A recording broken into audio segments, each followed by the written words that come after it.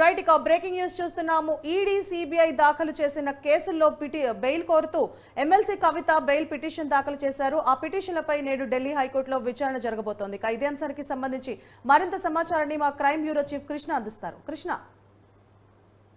ఏదైతే Delhi liquor scam case వ్యవహారానికి సంబంధించి ఈ రోజు ఢిల్లీ హైకోర్టులో ఈ రోజు లేదా రేపు విచారణ చేపట్టనుంది. కవిత ఏదైతే ఈ బెయిల్ పిటిషన్ అనేది దాఖలు చేసింది, ఇప్పటి వరకు ఈ కేసు వ్యవహారానికి సంబంధించి దాదాపు 4 సార్లుగా రౌస్ అవెన్యూ కోర్టులో బెయిల్ కోసం ఆమె ఏదైతే పిటిషన్ దాఖలు చేయడం, ఆ కోర్టు ఆ బెయిల్ ని తిరస్కరించడంతో ఇక హైకోర్టులో ఆమె పిటిషన్ దాఖలు చేసింది. దీనిపైన ఈడీ ఆ తర్వాత సిబిఐ వీరిద్దరూ కూడా కౌంటర్ దాఖలు చేయాలని కోర్టు ఆదేశాలు జారీ చేసింది. మరి కాసేపట్లో ఇటు ఈడీ ఆ తర్వాత సిబిఐ అధికారులు దీనిపైన కౌంటర్ దాఖలు చేసిన తర్వాత ఢిల్లీ వ్యవహారానికి సంబంధించి ఆమెకి బెయిల్ ఇవ్వాలా వద్దా, ఖచ్చితంగా ఆమెకు బెయిల్ వచ్చే అవకాశం ఉందని చెప్పేసి కవిత లీగల్ టీం చెప్తుంది. మరో పక్కన ఈ కేసులో ఛార్జ్ షీట్ దాఖలు చేశాం కాబట్టి దీనిపైన విచారణ కొనసాగేది కాబట్టి కవితకు బెయిల్ వచ్చే అవకాశం లేదు అని చెప్పేసి అటు ఈడీ అధికారులు కూడా స్పష్టం చేస్తున్నారు. కృష్ణ, అయితే ఇదంతా పక్కన పెడితే ఎమ్మెల్సీ కవితకి ఈ బెయిల్ పిటిషన్లకి ఎంతవరకు కలిసి వచ్చే అవకాశం ఉంది? బెయిల్ వచ్చే అవకాశాలు ఎంతవరకు ఉంటాయి? ప్రస్తుతానికి కేసు వ్యవహారానికి సంబంధించి ఆమె హైకోర్టులో ఏదైతే పిటిషన్ దాఖలు చేసింది, ఈ కేసులో ఈడీ అధికారులు ఆ తర్వాత సిబిఐ అధికారులు కూడా తనను అరెస్ట్ చూపించడం, ఆ తర్వాత కస్టడీ తీసుకుని విచారణ చేశారు. విచారణ తన సహకరించని తన సిచ్యువేషన్ చెప్పుకుంటూ వస్తుంది.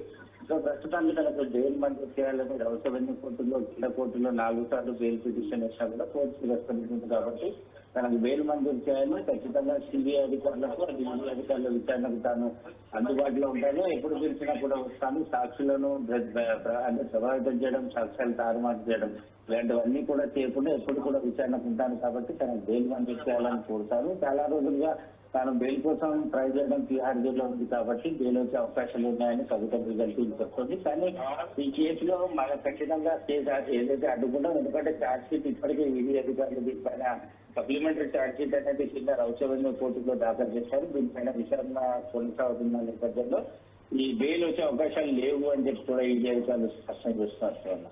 కృష్ణ, అయితే ఇదే కేసులో అరెస్ట్ అయిన కేజ్రీవాల్ కు ఎలక్షన్ల నేపథ్యంలో బెయిల్ మంజూరు చేయబడింది. మరి ఆ అంశాన్ని కవిత తరపు లాయర్లు ఏమైనా ప్రస్తావించే అవకాశాలు ఉన్నాయా? అది కవితకి ఎక్కడ అంటే ఆ అంశం కలిసి వచ్చే అవకాశాలు ఉన్నాయా?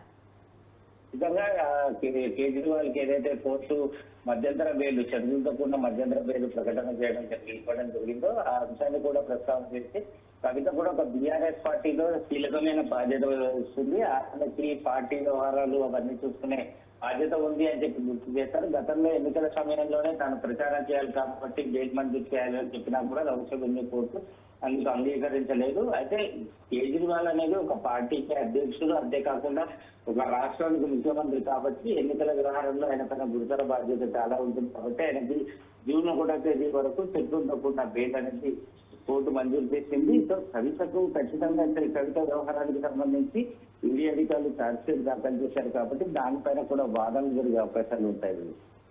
Right, thank you Krishna.